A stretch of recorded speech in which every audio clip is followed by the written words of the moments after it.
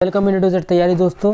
तो ये CDP paper 1 की होगी है, ठीक है। पेपर 2 की सीडीपी का सॉल्यूशन अगर आपको देखना है तो डिस्क्रिप्शन में देख लीजिएगा, लिंक है वहाँ पर, ठीक है। वहाँ से आप चेक कर सकते हो। बाकी पेपर 1 में मैथ्स हो चाहे ईवीएस हो, ठीक है, सीडीपी, इन तीनों का वीडियो आपको कल तक में कंप्लीट पूरा मिल जाएगा। जिनको मैथ्स का सॉल्यूशन वाला वीडियो चाहिए, सिर्फ आंसर चाहिए तो बता दो, अगर सॉल्यूशन वाला चाहिए तो आप कमेंट कर दो प्लीज़, ठीक है। इतना प्लीज़ कर देना आप, ठीक है। कुछ नहीं जाएगा, सिर्फ कमेंट करना है। पसंद आएगी वीडियो, आंसर्स आपको लगेंगे हाँ सही है, सटीक जा रहे हैं, तो आप चैनल को सब्सक्राइब कर देना। बाकी 1-2 क्वेश्चन ऊपर नीचे हो सकता है, ठीक है, तो उसके लिए चिंता मत करना। किसी का अगर 1-2 क्वेश्चन को लग रहा है कि मेरा सही है मगर सर ने गलत बता दिया, तो आप अपने उस पर स्टिक रहना, कोई दिक्कत नहीं। हो सके तो एक बार बस वीडियो पूरा देख लो, फटाफट सिर्फ आंसर ही बताएंगे, ठीक है, ज़्यादा एक्सप्लेन नहीं करेंगे यहाँ पर। बाकी मैथ्स वगैरह को क्या है, अगर डायरेक्ट आंसर बता देंगे कोई फ़ायदा नहीं, एक बार हम उसका अच्छे से बोर्ड पर पूरा आंसर सॉल्व करवा के तब दिखाएंगे। और जैसा भी होगा आप कमेंट कर देना प्लीज़। चलो फिर फटाफट अब देखते हैं। सबसे पहला क्वेश्चन है, देखो, school curriculum should give reasonable space and value to learners cultural knowledges, ठीक है। हिंदी में भी पढ़ सकते हैं कि विद्यालय पाठ्यक्रम को विद्यार्थियों के सांस्कृतिक ज्ञान को उचित स्थान और मूल्य देना चाहिए, ठीक है। ये आपका अभी कथन हो गया। कारण बता रहे कि विद्यार्थियों को उनकी सांस्कृतिक पहचान को बनाए रखने के लिए समर्थन प्रदान करना सीखने की प्रक्रिया को सुगम बनाता है, ठीक है। मतलब ये कह रहा है कि स्कूल करिकुलम में एक ऐसा भी पार्ट होना चाहिए जहाँ पर बच्चा जो है वो कल्चरल नॉलेज गेन करे, ठीक है, कि जिस समाज से आ रहा है वो वहाँ पर क्या चीज़ें चल रही, कैसा कौन सा फेस्टिवल है, क्या चीज़ वहाँ पर मनानी चाहिए, क्या चीज़ अच्छी है, ठीक है, इन सब चीज़ों को सिखाते हैं। अब इसका रीज़न जो दे रहा है कि ये इसलिए हो पा रहा है क्योंकि supporting students to uphold their culture identities facilitate learning, कि इससे बच्चे का क्या अधिगम में वृद्धि हो रही है, या फिर ये एक उसके लर्निंग के लिए एक अच्छा मीडियम का काम कर रहा है, एक अच्छा उस चीज़ का काम कर रहा है, ठीक है। कल्चर आइडेंटिटी फैसिलिटेट्स मतलब होता है कि वो हेल्प कर रहा है, ठीक, उसकी लर्निंग में। तो ठीक है, एकदम सही है। यहाँ पर क्या बोलते हैं आपका both A and R are true and R is the correct explanation of A, ठीक है। तो मतलब आपका यहाँ पे थर्ड वाला हो जाएगा। अब यहाँ पर देखते हैं हम, सेकंड क्वेश्चन है, socio constructivist views of learning advocate that. अब देखो इस क्वेश्चन में बहुत बच्चों को दिक्कत होगी कि सीखने में के सामाजिक, ठीक है। अब देखो ये रचनावादी विचार, यहाँ पे तो आप समझोगे कि क्या बोलते हैं, इसका मतलब है कि कंस्ट्रक्ट नॉलेज से, या फिर जो पियाजे वाला आप यहाँ पर लगा दोगे। मगर आप देखो पहले क्या लिखा है, सोशियो, मतलब कहीं ना कहीं समाज का भी नाम आ रहा है, ठीक है। तो यहाँ पर अगर हम ऑप्शन की बात करें, effective learning is activated by lecturing explaining, ठीक है। लेक्चर एक्सप्लेनिंग से तो कोई लर्निंग नहीं होती। Effective learning takes place through the process of recall and rehearsal, ठीक है। रटने से या रिकॉल रिहर्सल करने से कोई लर्निंग नहीं अच्छी होती। Learners receive knowledge passively from others, ठीक है। लर्नर्स एक्टिवली कंस्ट्रक्ट नॉलेज, देखो अगर एक्टिवली कंस्ट्रक्ट नॉलेज करेंगे तो वो तो डायरेक्ट कॉग्निटिव हो गया, कंस्ट्रक्शन हो गया। लेकिन सोशियो मतलब थोड़ा वो समाज से, तो learners receive knowledge passively from others, कि जब दूसरों से वो जो उनको नॉलेज मिलती है, ठीक है, वो हमारा सोशियो कंस्ट्रक्टिविस्ट होता है, ठीक है, जो वाइगोस्की के हिसाब से थोड़ा बहुत है ये। अब यहाँ पर हम देखते हैं third question, which of the following statement is not correct about learning, ठीक है। अधिगम के लिए कौन सा स्टेटमेंट नहीं सही है। अब इस चीज़ को करने के लिए आपको सिर्फ सही वाला पहले निकालना पड़ेगा, ठीक है। तो learning is facilitated by social action, बिल्कुल लर्निंग सोशल एक्शन की वजह से बिल्कुल मदद करती है। Learning as a product rather than process, ठीक है। अब यहाँ पर देखो आपको डाउट हो गया होगा, learning depends on learners previous knowledge, बिल्कुल प्रीवियस नॉलेज पर बेस्ड रहती है लर्निंग, ठीक है। Learning implies reorganisation of prior conceptual schemes, ठीक है। प्रायर कॉन्सेप्चुअल या फिर जो भी बच्चे को पहले से आता है, प्रीवियस नॉलेज, ठीक है, ये सब लर्निंग में हेल्प करता है। सोशल एक्शन भी हेल्प करता है। कौन सी चीज़ क्या है, यहाँ पर प्रोडक्ट का काम नहीं करेगा। लर्निंग क्या है, प्रोसेस है, ठीक है, मतलब हम सीखते रहते हैं, ठीक है। सीख ले जाएंगे, सफल भी हो सकते हैं, विफल भी हो सकते हैं, फेल भी हो सकते हैं, लेकिन तब भी हम कुछ ना कुछ सीखे होंगे उस फेलियर से। तो लर्निंग कोई प्रोडक्ट नहीं है, मतलब ये क्या है, प्रोसेस है। तो यहाँ पर जो सेकेंड वाला है ये सही है, ठीक। अब यहाँ पर हम देखते हैं फोर्थ वाला क्वेश्चन, देखते हैं यहाँ पर, in the course of development children achieves gross motor skill before fine motor skill, this indicates the development is. अब देखो ये थोड़ा तिकड़मी क्वेश्चन हो गया था। ग्रॉस मोटर स्किल्स जिनको नहीं पता, फाइन मोटर स्किल्स बताते हैं। ग्रॉस मोटर स्किल्स वो होती हैं जहाँ पर आप अपनी बड़ी मसल्स का यूज़ करते हो, ठीक है, हाथ की पूरी हो गई, ठीक है, लेग्स की होगी, मतलब आप छोटी छोटी फाइन मसल्स का यूज़ नहीं कर सकते हो। फाइन मोटर स्किल्स क्या होती है, जहाँ पर आप अपनी फाइन मसल, छोटी मसल्स का यूज़ करते हो, जैसे फिंगर से कोई चीज़ को पकड़ लिया, ठीक है।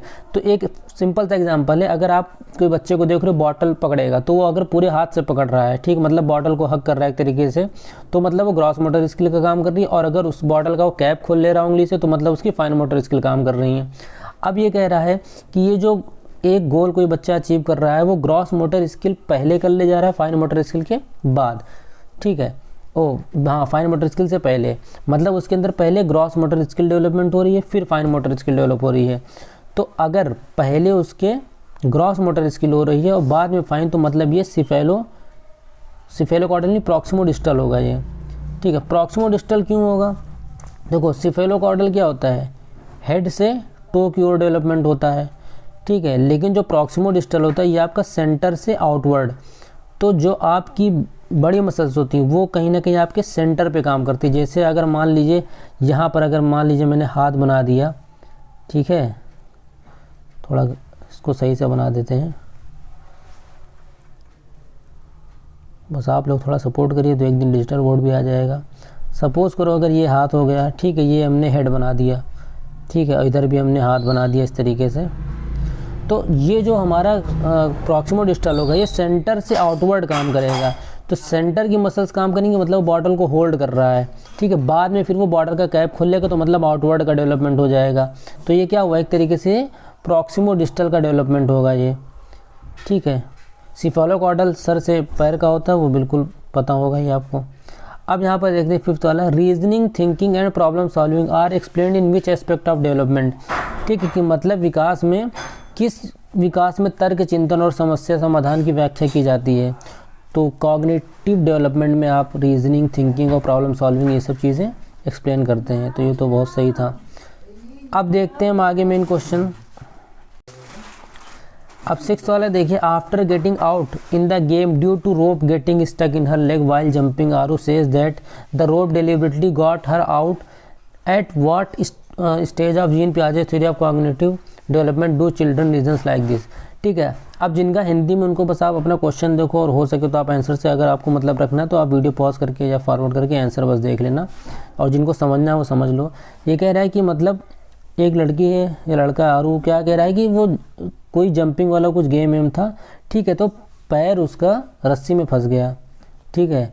अब वो रस्सी में फंस गया तो इल्ज़ाम किस पर लगा रहा है, उस रस्सी पर लगा रहा है कि जानबूझ के रस्सी मेरे पैर में आके फंस गई है, ठीक है। तो अब ये पियाजे के हिसाब से किस स्टेज पर है, सेंसरी मोटर स्टेज पर है, ठीक है, या प्री ऑपरेशनल स्टेज पर है, या कॉन्क्रीट ऑपरेशनल है, या फॉर्मल। तो देखो कॉन्क्रीट और फॉर्मल तो बिल्कुल नहीं होगा, क्योंकि इतनी समझ तो उसके अंदर है, ठीक है, कि हम क्या बोल रहे हैं क्या नहीं। प्री ऑपरेशनल जो होती है ये आपकी हो जाती है 2 से 7, 6 की तरफ, और सेंसरी आपकी 0 से 2 हो जाती है, ठीक है। तो कहीं ना कहीं ये अगर आएगा तो मेरे हिसाब से सेंसरी मोटर स्टेज में आना चाहिए, ठीक है। फिलहाल अगर किसी को और एक्यूरेट लग रहा है, कोई प्री ऑपरेशनल होगा तो प्री ऑपरेशनल बता दें, कमेंट कर दें, जैसा भी हो, ठीक है। बाकी यहाँ पर बस एक ओवरव्यू आपको एक तरीके से एनालाइज मिल जाएगा, ठीक है, कोई दिक्कत की बात नहीं है। एकदम सटीक नहीं भी मिला तो 1-2 क्वेश्चन में नहीं, बाकी तो आपको एक्यूरेसी के साथ मिलेगा ही। प्रॉक्सिमोडिस्टल प्रिंसिपल स्टेट दैट इन्फेंसी, अब देखो प्रॉक्सिमोडिस्टल, ठीक है, प्रॉक्सिमोडिस्टल भी बताया था आपको क्या होता है, स्टेट दैट इन्फेंसी। अब ये कहता है कि इन्फेंसी क्या, development of language occurs rapidly, language की तो बात ही नहीं हो रही है यहाँ पर, ठीक है। Physical development occurs rapidly with development of fine motor skills, ठीक है, ये भी नहीं है। Limbs continue to grow faster than the hands and feet, ठीक है। Development process from head to toe, देखो हेड टू टो तो सिफेलोकॉर्डल हो जाएगा, ठीक है। अब यहाँ पर क्या होता है, physical development occurs rapidly with development of fine motor skills, या the limbs continue to grow faster than hands and feet.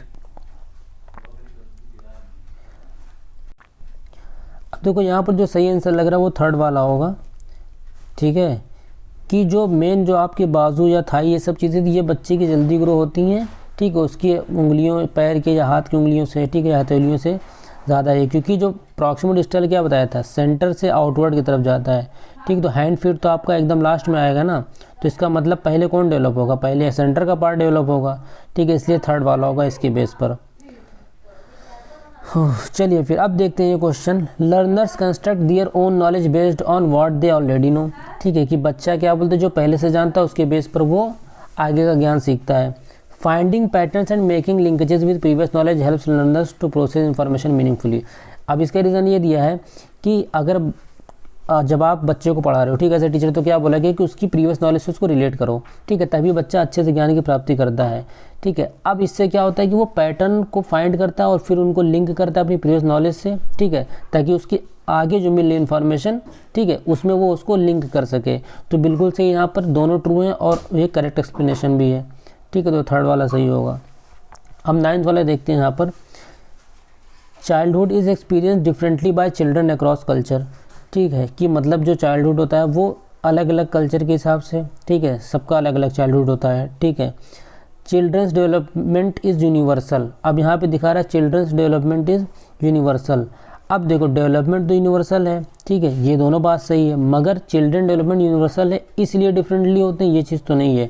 तो यहाँ पर जो होगा कि both A and R true but R is not correct explanation of A. अब एक question देखते हैं यहाँ पर, इन लॉरेंस कोहलबर्ग थ्योरी, ठीक है, moral development theory, children move from understanding consequences of acts to determine whether they are good or bad, to understand that rules and laws are flexible and can be changed. Lawrence Kohlberg argues that moral development occurs progressively in stages, choose the correct option. अब देखो इसमें ये है कि क्या बोलते हैं, कह रहा है कि जो बच्चे होते हैं वो एक, देखो सेम चीज़ तो उनकी मोरालिटी हमेशा नहीं रहती है, एज के हिसाब से बदलती रहती है, ठीक है। तो वही कह रहा, move from understanding consequences of act to determine whether they are good or bad, to understand that rules and laws are flexible and can be change, ठीक है। अब यहाँ पर कह रहा है कि Lawrence Kohlberg argues that moral development occurs progressively in stages, ठीक है, कि जैसे जैसे स्टेज बढ़ती जाती है उनकी मोरालिटी में क्या प्रोग्रेस आने लगती है, ठीक है। तो यही कारण है कि बच्चे क्या करते हैं, उस कॉन्सिक्वेंसेस को, ठीक है, जो पहले वो सोचते कि ऐसा होगा, ये चीज़ सही है, ठीक है, फिर उसको बदल देते, नहीं ये चीज़ सही है, ठीक है। जैसे कि आपने पढ़ा भी होगा स्टेज में, पहले बच्चों को सिर्फ अपने से मतलब होता है कि हमारा फ़ायदा हो, भाड़ में जाए दुनिया, ठीक है। फिर उसका तो देखते नहीं कानून वानून बना है भैया, कुछ काम है, सबके लिए कानून का पालन करना ज़रूरी है, ठीक है। फिर बाद में वो उसी को कानून को तोड़ देता है कि नहीं यार, अगर किसी की जान खतरे में है या किसी का भला हो रहा है तो फिर चलो इस कानून को हम क्या करेंगे, छोटा मोटा कानून है तोड़ दें, ब्रेक कर दें, ठीक है। तो ये सब चीज़ें क्या होती हैं, यहाँ पर सही माने जाएगा रीज़न ये, तो यहाँ पर थर्ड वाला सही होगा, ठीक है। Both A and R true and R is the correct explanation of A. चलो भैया फटाफट हो सके तो थोड़ा बहुत भी अगर पसंद आ रहा हो सब्सक्राइब कर देना यार, थोड़ा सपोर्ट मिल जाएगा। आप खुद सब्सक्राइबर देखो, शायद आपको खुद मन कर जाए करने का। अब यहाँ पर हम देखते हैं, देखिए मजाक कर रहे थे, विच of the following statements about inclusive education is not correct, कि इंक्लूसिव एजुकेशन के उसमें अगर देखें तो कौन सा स्टेटमेंट नहीं करेक्ट है। तो ऐसे क्वेश्चन को देखो नहीं ढूंढने में टाइम लगता है, तो हाँ वाले ढूंढ लो कि कौन सा करेक्ट है, उसी को हमको एलिमिनेट करना है। An inclusive classroom accommodates difference in language styles and promotes collaboration, बिल्कुल अलग अलग तरीके के लोग बैठते हैं इंक्लूसिव एजुकेशन में, तो ये तो सही आ रहा है। An inclusive classroom centres around fixed curricular and standard assessment, ठीक है, कि जो इंक्लूसिव क्लासरूम होते हैं, ठीक है, समावेशी जो हमारे क्लास होता है उसमें फिक्स्ड करिकुलम होता है और एक स्टैंडर्ड असेसमेंट होता है कि यही असेसमेंट, यही टेस्ट सबको देना है, यही चीज़ सबको पढ़नी है।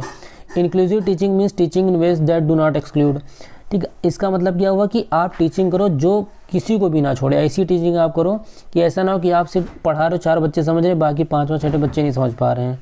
Inclusive teaching means adopting pedagogy that support needs of all learners, ठीक है, मतलब ऐसी स्ट्रेटेजी आपकी पढ़ाने की होनी चाहिए कि सारे लर्नर को वो चीज़ समझ में आए। तो ये सब तो हाँ वाले हो गए। जो आपका नहीं वाला है वो कौन सा है, मतलब जो हमारा करेक्ट आंसर होगा इस क्वेश्चन का वो होगा फिक्स्ड करिकुलम वाला, ठीक है। ये चीज़ नहीं होनी चाहिए इंक्लूसिव एजुकेशन में, कोई चीज़ फिक्स या स्टैंडर्ड नहीं होना चाहिए, ठीक है।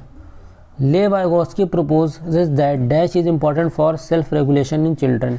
अब वाइगोस्की के हिसाब से सेल्फ रेगुलेशन के लिए क्या इंपॉर्टेंट है, एडेप्टेशन, ऑर्गेनाइजेशन, डिसिक्विलिब्रियम। पहली बात तो पियाजे का है, ऐसी कट गया। इनर स्पीच आपने सुना होगा, ठीक है, बच्चा अपने मन में कोई चीज़ को बोल बोल के फिर वो वर्क करता है, तो मतलब वो अपने को ही गाइड करता है, तो क्या हो जाएगा self regulation.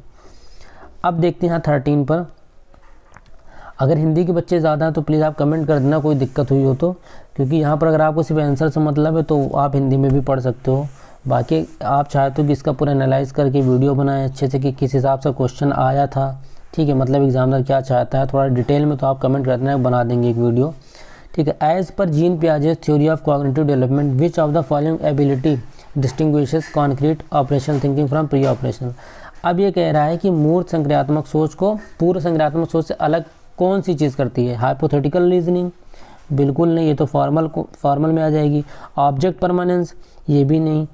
Coordination of senses, ये भी नहीं। बचा क्या, डिसेंटरिंग, डिसेंटरिंग मतलब क्या होता है, विकेंद्रण। मतलब कि जो हमने सुना था कि जो प्री ऑपरेशनल में बच्चे के अंदर क्या सेंट्रेशन होता है, मतलब कि अगर आपने उसको एक चीज़ सिखा दी या एक चीज़ पर उसने केंद्रित कर लिया तो उसी चीज़ के पीछे पड़ा रहेगा, उसके इर्द गिर्द वाली चीज़ों पर नहीं ध्यान जाएगा। ठीक है, ये हमारा प्री ऑपरेशनल में होता है। कॉन्क्रीट में क्या होता है, इस चीज़ से वो उभर जाता है। ठीक है, अब वो बाकी भी पहलुओं को समझेगा, दूसरों के भी व्यूज़ को, दूसरों के भी जो भी बताएगा उन चीज़ों को समझेगा और मानेगा। तो मतलब यहाँ पर जो आपका करेक्ट आंसर होगा वो कौन सा होगा, फोर्थ वाला होगा, डिसेंटरिंग। अब देखते हैं यहाँ पर हम next question, which of the following types of questions can help assess a student's ability to elevate information critically. ठीक है, कि बच्चे को यहाँ पर देखिए अगर आप, तो निम्न में से किस प्रकार के प्रश्न एक छात्र की जानकारी का गंभीर रूप से मूल्यांकन। मतलब अगर आपको किसी बच्चे की एबिलिटी पता करनी है, ठीक है, तो उसके लिए किस टाइप के क्वेश्चन आप उससे पूछना चाहोगे। तो जाहिर सी बात है ऐसे टाइम में आप ऐसे क्वेश्चन पूछना चाहोगे जिससे आपको उसकी सोचने की क्षमता पता चले। ठीक है, कहाँ तक वो सोच सकता है, किस तरीके से वो सोचता है। ठीक है, ऐसे राइटिंग वगैरह वाले जो होते हैं, जो IAS PCS के एग्ज़ाम में भी इसीलिए होता है कि वहाँ पर देखा जाता है कि उसकी अंदर से एबिलिटी क्या है। ठीक है, क्या चीज़ क्या बोलते हैं वो सोच रहा है, किस हिसाब से वो आंसर करता है। इन सब चीज़ों को जानने के लिए किस टाइप के क्वेश्चन आप पूछेंगे। Question that ask for examples that validate the text. ठीक है, सिर्फ एग्जाम्पल पूछ लेंगे आप या किसी टेक्स्ट की समरी पूछ लेंगे, देखो ये सब तो कोई भी पढ़ के बता देगा। Question that ask for simple definition पूछेंगे, बिल्कुल नहीं। Question that ask for students personal opinion. ठीक है, जब आप पर्सनल ओपिनियन पूछते हो तो आप एक इंसान की खुद की पर्सनैलिटी आप वहाँ पर समझ जाते हो कि क्या सोच रहा है, क्योंकि सबका ओपिनियन क्या होता है, अलग अलग होता है। ठीक है, जैसे हम भी यहाँ पे अपने ओपिनियन के हिसाब से आपको आंसर दे रहे हैं। ठीक है, तो कुछ लोगों को हो सकता है बुरा भी लग जाए अगर एक दो गलत हो गया हो तो बाकी आप कमेंट कर देना, जिसको भी लग रहा है कि हमारा वाला सही है आपका गलत है, तो एक बार कमेंट करना, कोई दिक्कत नहीं है, हम सब सीख रहे हैं। ठीक है, अब यहाँ पर देखते हैं question, which of the following aptly defines relationship between cognition and emotion. अब ये कॉग्निशन और इमोशन के बीच क्या सिमिलरिटी है। Cognition influences emotion but reverse is not true. ठीक है, ऐसा नहीं। देखो कॉग्निशन इमोशन मतलब अगर आप इमोशनली फिट होगे, ठीक है, आपको किसी तरीके का स्ट्रेस नहीं होगा, ठीक है, आप दूसरे की भावनाओं को समझोगे, ठीक है, तभी आप किसी से सीख पाओगे, कुछ समझ पाओगे। ठीक है, अब आप मान लीजिए पढ़ने के मूड में हो, टीचर पढ़ाने के मूड में ना हो, ठीक है, मान लीजिए वो लड़ाई झगड़ा करके आ जाओ, कहाँ करके आए वो आपको पता ही होगा। ठीक है, तो क्या वो आपको पढ़ा पाएगा, क्या वो आपके सवालों का जवाब दे पाएगा सही से, नहीं ना। तो मतलब कॉग्निशन गड़बड़ हो जाएगा इमोशन की वजह से, और इमोशन नहीं होगा तो कॉग्निशन भी गड़बड़ हो जाएगा। तो यहाँ पर जो सही ऑप्शन होगा, emotion and cognition are interdependent on each other. ठीक है, फोर्थ वाला, एक दूसरे पर ये डिपेंड है। अब देखते हैं यहाँ पर language development in primary classes is facilitated. मतलब ये है यहाँ पर कि जो भाषा का जो विकास होगा वो प्राइमरी क्लास में कैसे उसको मदद मिलेगी। When teachers ignore and dismiss, कभी भी इग्नोर या डिसमिस कुछ भी, अभी मदर टंग को, इतना बड़ा पाप कि मदर टंग को इग्नोर कर दोगे, ये तो बिल्कुल गलत है। When teachers begin from science and symbols rather than concrete objects. ठीक है, कि कॉन्क्रीट ऑब्जेक्ट्स ना लाके साइन और सिंबल से पढ़ाएंगे, ये भी गलत है। पहले बच्चों को कुछ दिखाओ तो तब तो पढ़ेगा उससे देख के।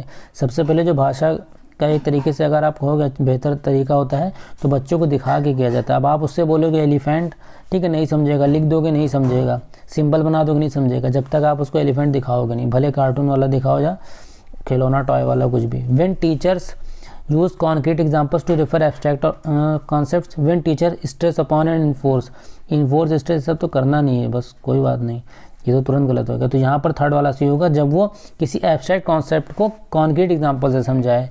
ठीक है, जैसे अगर हमें समझाना है कि स्पीड ज़्यादा होगी तो आप डिस्टेंस जल्दी कवर कर लोगे, तो फिर हमको उसको दिखाना पड़ेगा ना कि ये देखो एरोप्लेन से हम गए और यहाँ देखो हम बस से गए, कहाँ पहले पहुँचे।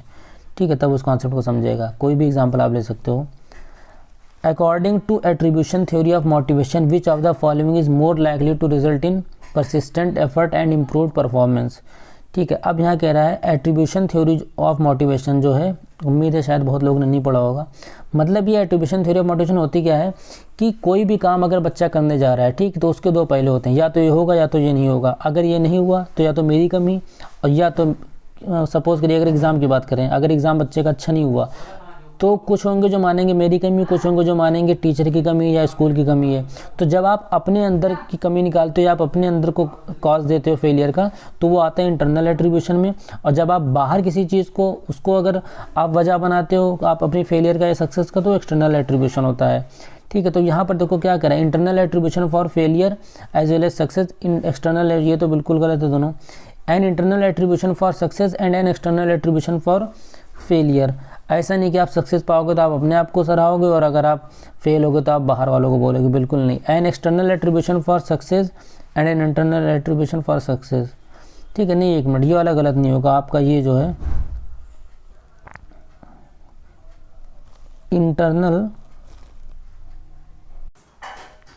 ठीक है। देखो जो सही होगा यहाँ पर internal attribution for failure as well as success, ठीक है। हाँ, ये चीज़ से क्या बोलते हैं, बच्चा जल्दी क्या करेगा, इंप्रूव करेगा अपनी परफॉर्मेंस को, क्योंकि यहाँ पर क्वेश्चन देखो पूछेगा कि वो अपनी परफॉर्मेंस को कैसे बेहतर कर सकता है, जब वो खुद को रीज़न देगा, ठीक है। मतलब वो खुद को मानेगा कि मेरी कमी की वजह से हम फेल हुए या मेरी वजह से, अपनी मेहनत की वजह से हम सक्सेस हुए, ठीक है, तभी वो तरक्की करेगा। तो यहाँ पर जो होगा हमारा फर्स्ट वाला सही होगा, बिल्कुल एक्यूरेट होगा ये।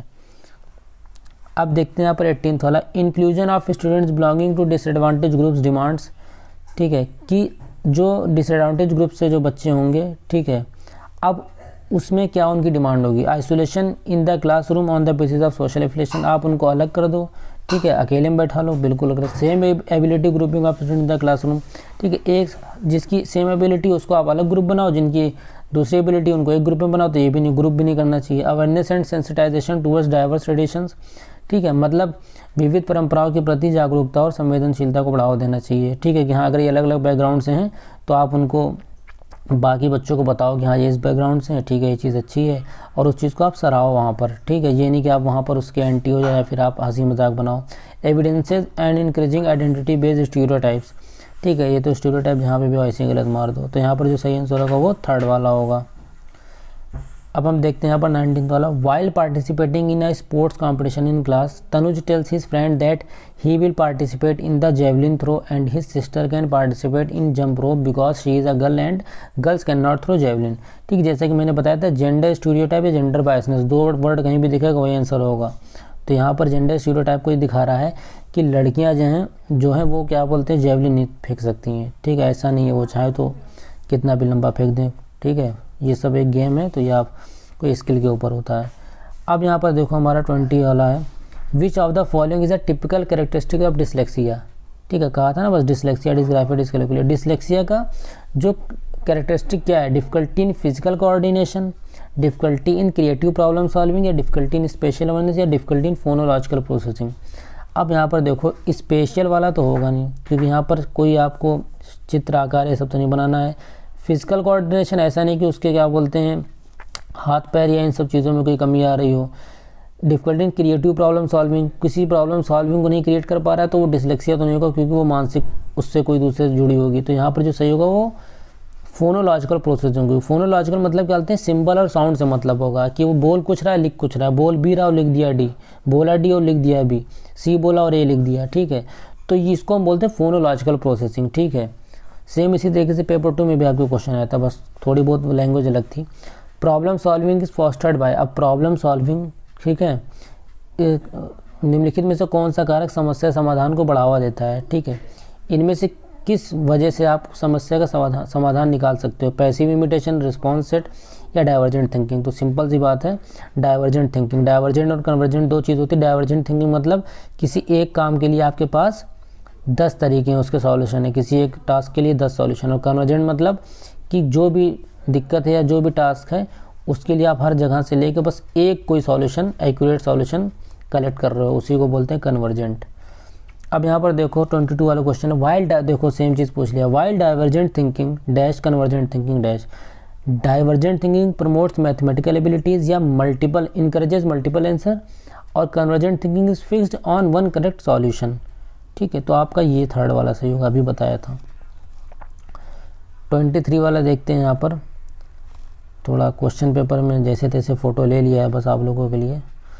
विच of the following would not be characterized as formative assessment. अब इसमें से कौन सा जो फॉर्मेटिव असेसमेंट होता है क्या, देखो फॉर्मेटिव असेसमेंट होता है जो आप जैसे आपने एक लेसन पढ़ाया, ठीक है, फिर आपने तुरंत टेस्ट ले लिया, एक क्विज़ ले लिया, आप अगले दिन पढ़ाने जा रहे हो, फिर आपने कहा चलो कल वाला बता दो जो हमने पढ़ाया था, मतलब जो ड्यूरिंग क्लास, ठीक है, उस टाइम पूछ लिया जाए, ठीक है, हफ्ते में एक बार 2 बार ऐसे, ठीक है। और जो आपका समेटिव असेसमेंट होता है वो आपका एक फिक्स टाइम पर होता है, ठीक है, जैसे हाफ ईयरली एग्ज़ाम हो गया या फाइनल एग्ज़ाम हो गया, इस तरीके से। अब इनमें से कौन सा जो उसका कैरेक्टरिस्टिक नहीं है, पहला देखो, an assessment task that is helpful in comparing students as per standard set of criteria, कि बच्चे का हम कंपेयर कर रहे हैं, ठीक है। देखो आंसर यही होगा, लेकिन फिर भी आगे देख लेते हैं। An assessment use to identify misconception in students learning. देखो मिसकंसेप्शन फाइंड करने के लिए तो हम लेते हैं फॉर्मेटिव असेसमेंट, तो ये तो सही है। An assessment given at the beginning of new concept to determine students, ठीक है। नए कॉन्सेप्ट को पढ़ाने से पहले तो प्रायर नॉलेज पूछ लेंगे कि क्या क्या आपने सीखा था क्या नहीं, ये भी असेसमेंट का काम है। An assessment giving during the class to provide ongoing feedback to student teachers, ठीक है। ऑनगोइंग क्लास में आपने पूछ लिया, उससे आपको फीडबैक मिल गया, बच्चा समझा कि नहीं। तो ये तीनों पार्ट जो है ये किसके हैं, फॉर्मेटिव असेसमेंट के। कौन सा पार्ट नहीं, तो फर्स्ट वाला, ठीक है, वही आंसर हो गया।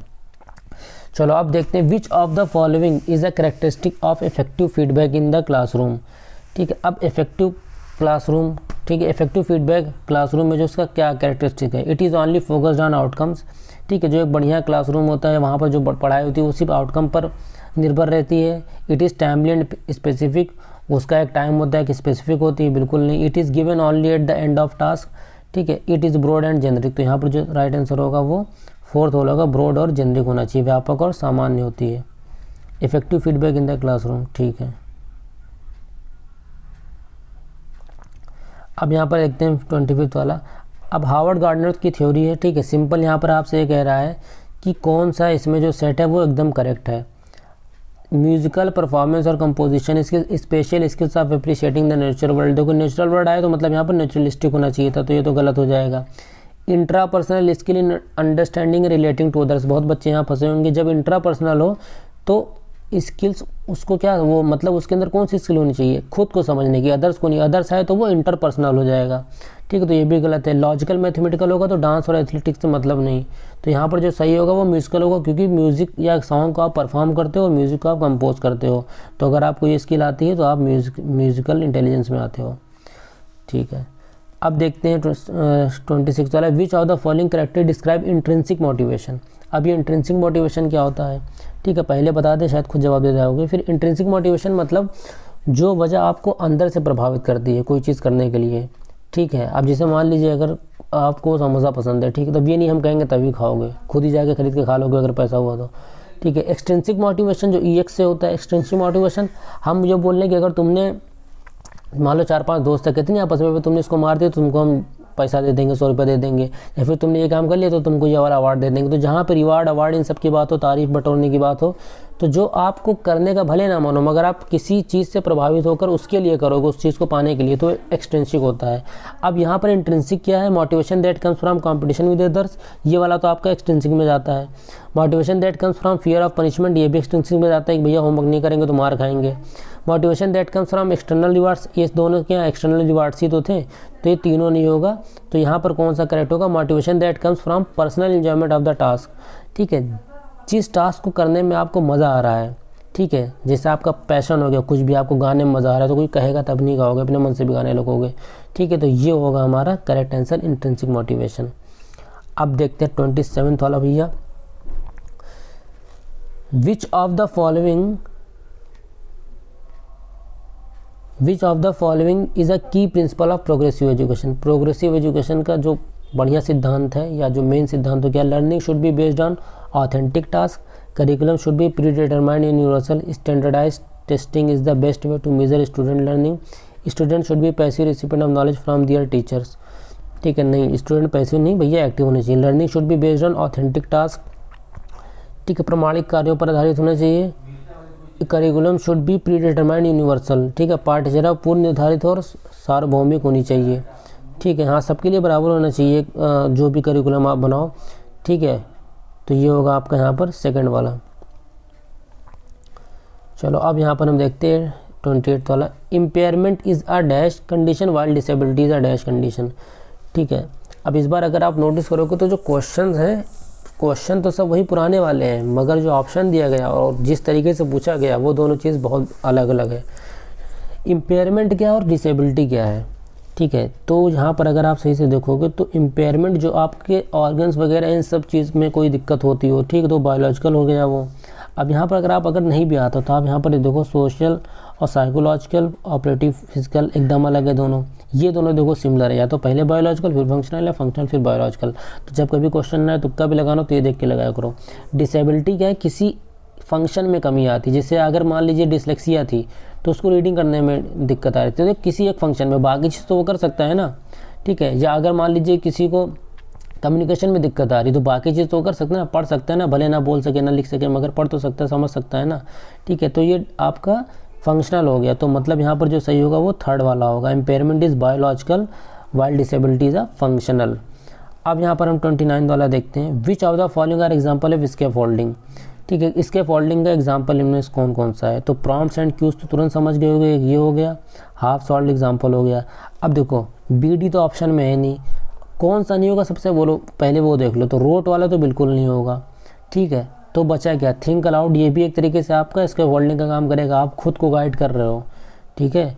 तो यहाँ पर देखो ABC ऑप्शन है और ABCD ऑप्शन है, D को अगर हम निकाल देंगे तो D के यहाँ सिर्फ क्वेश्चंस है, ठीक है। अब क्वेश्चंस एक तरीके से क्या करेंगे, आपको इसके फोल्डिंग का ही काम करेंगे, ठीक है। तो यहाँ पर जो ज़्यादा संभावना है वो ABCD वाला है, ठीक है। ABC भी हो सकता है, लेकिन क्वेश्चंस भी एक तरीके से अगर आप देखोगे तो क्वेश्चंस एक तरीके से आपको हिंट ही तो देगा, अगर मान लो कोई मैथ्स का क्वेश्चन के तरीके से थोड़ा बहुत वो हिंट देगा ना कि करना क्या क्या पूछ रहा है, ठीक। तो यहाँ पर मेरे हिसाब से जो होगा वो ABCD होगा, ठीक है।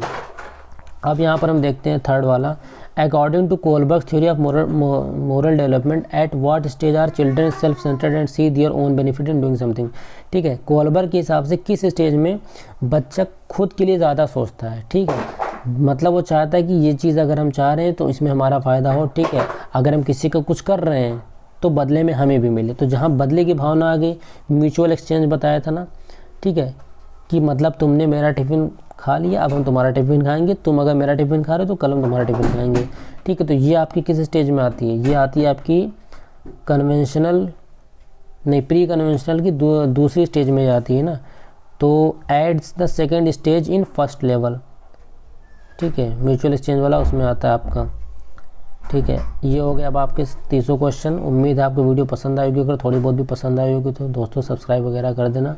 और मैथ्स की अगर वीडियो चाहिए, ठीक है, जाने की जल्दी हो रही बिल्कुल जानते हैं, ठीक है। मैथ्स की अगर आपको वीडियो चाहिए सॉल्यूशन वाइज तो कमेंट कर दो, अगर सिर्फ आपको आंसर से मतलब है कि हमें एक आंसर की मिल जाए तो आप कमेंट कर देना। EVS का भी हम ऐसे ही सॉल्यूशन करा देंगे, ठीक है। तो उम्मीद आपको पसंद आएगी, उम्मीद आप सब्सक्राइब करके जाओगे। चलो मिलते हैं फिर नेक्स्ट वीडियो में, तब तक के लिए धन्यवाद।